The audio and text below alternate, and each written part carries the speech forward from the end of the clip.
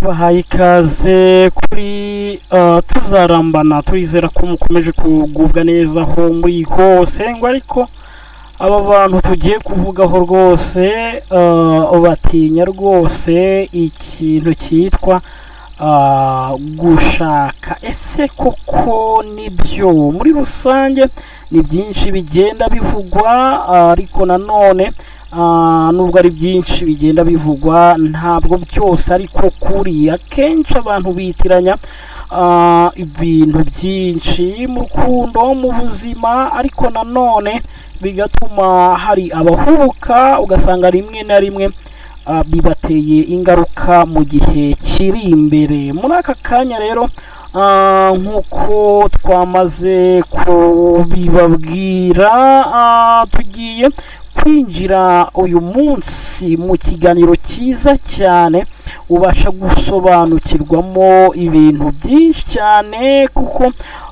birumvikana muri iyi video ya mbere kuri tuzarambana turaganira ku mpamvu nyamukuru zituma benshi batinya urushako, zirimo ingo zisenyuka, ibibazo by'amafaranga, kutitegura mu mutwe no mu mutima, gusobanukirwa nabi urukundo. Iyi video iragufasha kumenya kandi neza ko ikibazo nyamukuru atari ugushaka ubwabyo, ahubwo ni ukwinjira mu rushako utiteguye.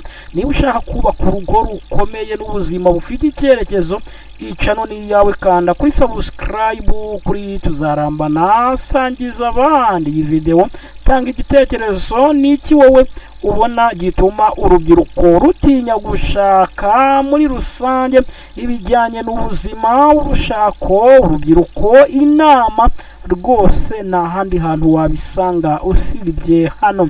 Reka muri rusange rero twinjirane mu kiganiro nyirizina, tubaha ikaze, kandi nanone twishimiye kongera kubasuhuza kandi twishimiye kubasanga kuri uyu muyoboro. Mbashimira cyane ko mukomeje kudukurikira no gusangiza abandi ubutumwa bwiza tubagezaho. uyu munsi tugiye kuganira ku kibazo gikomeye cyane kireba urubyiruko rwinshi rw'iki gihe. Kuki urubyiruko rwinshi rutinya gushaka? kubera iki urubyiruko rw'iki gihe rutinya gushaka? wasanga nawe warabyibazagaho, wasanga nawe hari uko wabitekerezagaho, ariko yewe bikagenda birangirira aho ngaho. kubera iki urubyiruko rw'iki gihe rutinya gushaka? reka tubyinjiremo turebe muri rusange. ese byaba biterwa n'iki?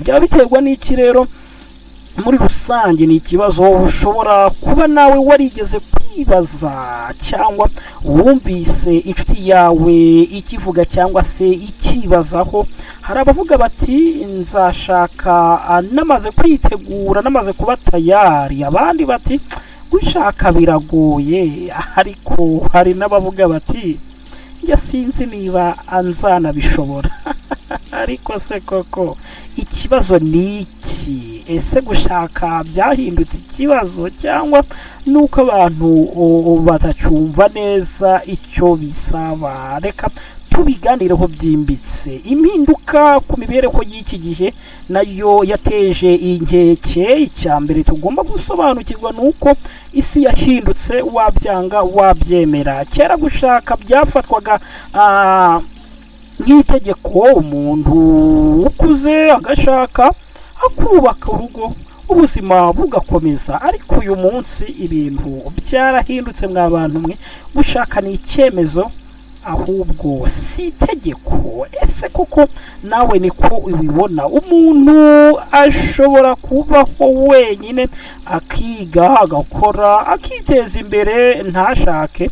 ibi bituma urubyiruko rutangira kwibaza ruti ese koko gushaka birakenewe, cyangwa nakomeza ubuzima bwanjye nkibera njyenyine?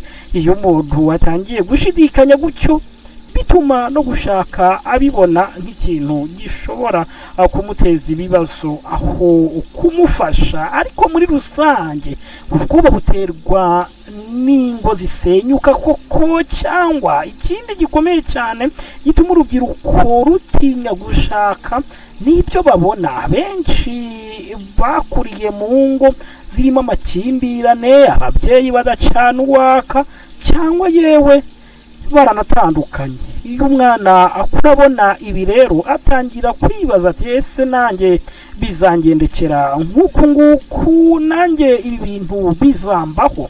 Ibi bitera ubwoba bwo kwinjira mu rushako, ndetse abantu kumva gukora mariage bakabikora, ariko rimwe na rimwe birimo ikibazo. Ndetse hari n'abavuga bati ahubwo reka ntazashaka aho kuzabaho nabi, kuko abenshi baba babibonamo ibibazo. Ariko ikibazo si uko gushaka ari bibi, ikibazo ni uko udategura neza urugo mbere yo kurwinjiramo, cyangwa se mbere yo kugira ngo ushake. Ese aha tugeze nawe uremeranya natwe? Ese weho ubibona ute? Ikibazo gikomeye cyane rero ni ukudategura neza urugo mbere yo gushaka.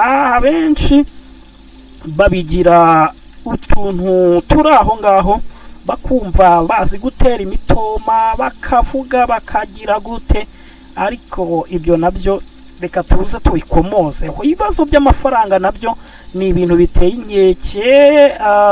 Iki kintu rero ni ikintu turimo kugarukaho cya gatatu gikomeye cyane, ni amafaranga. Uyu munsi ubuzima bwarahenze, urubyiruko rwinshi ruracyari mu masomo cyangwa mu mashuri, rimwe na rimwe ntirurabura n'akazi gahagije, cyangwa se ntibarabura n'aho bakura amafaranga yabakemurira n'ibibazo by'ibanze, bigatuma bavuga bati sinashaka ntari nabona kashi. Birumvikana mu gihe ubushobozi bwa butari bwaboneka, bamwe bakavuga bati wapi, ntabwo nishora mu bintu by'urugo. Rimwe na rimwe bamwe baragatinya n'inshingano, ugasanga ibyo byose byakubitana n'ubukene, ugasanga ibibazo bibaye ibindi. Kandi ahari ukuri nge nakubwira, amafaranga make ashobora guteza amakimbirane, kutumvikana no gusenyuka k'urugo mu gihe utabyitwayemo neza. Ariko nanone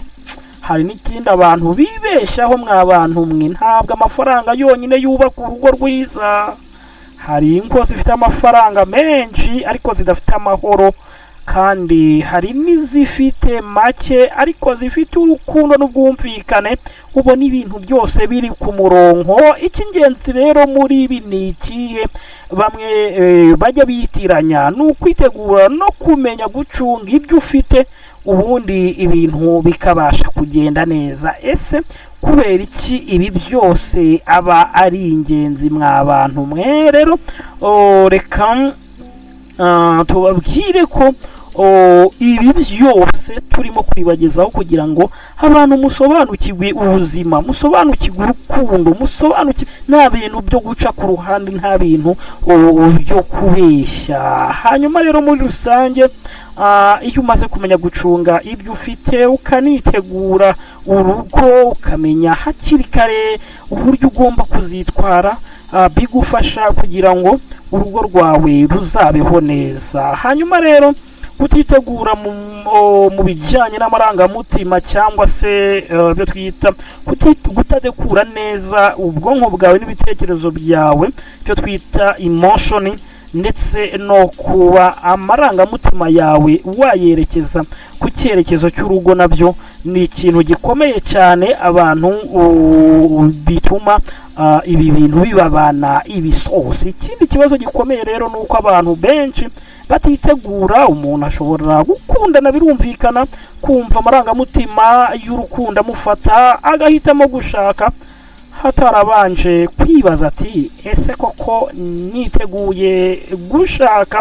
cyangwa niteguye kubaka urugo? Kwitegura si ukuvuga ngo ndakunda gusa cyangwa ngo ndifuza gushaka. Oya, kwitegura ni ukumenya uwo uri we, ndetse kandi ni ukumenya intego zawe, kumenya uko wakemura ibibazo n'amakimbirane, kumenya kwihangana no kubabarira. Iyo ibi bidahari, urugo ruba ruri mu kaga, ugasanga ibintu byose birimo biratera ikibazo gikomeye. Ese nawe koko ibi bintu urabibona, ukabyumva, ukabona ingo hanze zimwe zirasenyuka, izindi zikaba zimeze neza, abandi ukumva barimo barashambagurana?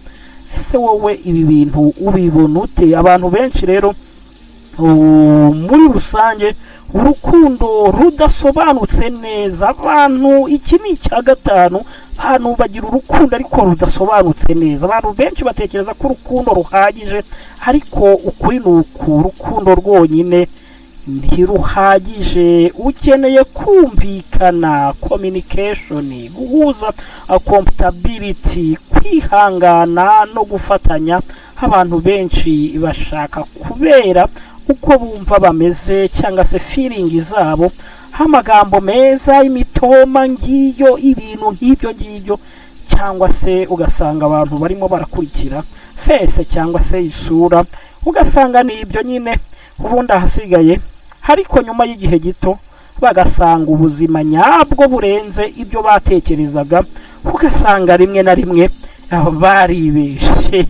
Nyuma rero ukatwinjire ku cya gatandatu, igisubizo nyakuri kandi ugomba kumenya muri ibi byose tumaze kukubwira.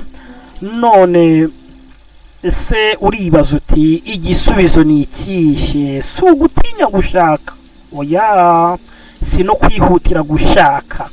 Igisubizo ni ukwitegura, ugategura urugo rwawe. Icyambere ugomba kumenya rero, menya uwo uriwe, intege nke zawe, imbaraga zawe, ndetse icya kabiri higa kuvuga neza no gukemura ibibazo mu gihe byabaye. Icya gatatu witegure mu bijyanye n'amafaranga. Icya kane hitamo neza uwo muzabana, urebe imyitwarire ye, si amagambo gusa. Umwanzuro rero twakubwira muntu wacu udukurikiye cyane, kandi mwe mwese mudukurikira, gushaka si ikibazo, oya, ikibazo ni ukwinjira mu rushako utiteguye, utarabiteguye, uhubutse, ugasanga ibibazo ugezemo utazi kubikemura, utazi no kubyitwaramo neza. Iyo witeguye neza rero, ushobora kubaka urugo rwiza, ushobora kubaho mu mahoro, ushobora kubaka ejo hazaza heza, kandi intumbero yawe y'ahazaza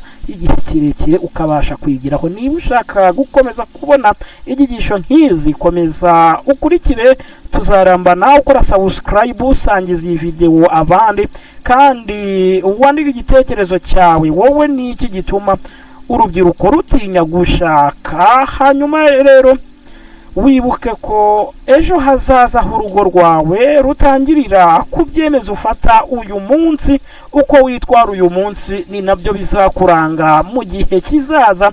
Rero irinde ingeso mbi, kandi witoze gukora ibyiza, ndetse no kumenya gufata umwanzuro kugira ngo ejo bitazakubana ibibazo. Niba rero witeguye, ndizera ko wamaze gukora subscribe. Hanyuma rero tuzongere duhure mu kindi kiganiro turimo kubategurira. Twizera ko ukomeje kugubwa neza. Iyo ni tuzarambana, ariko turizera neza ko inama turimo kubagezaho ari inama zikomeza kububaka. Ukomeze kugubwa neza, ukomeze kugira ibihe byiza.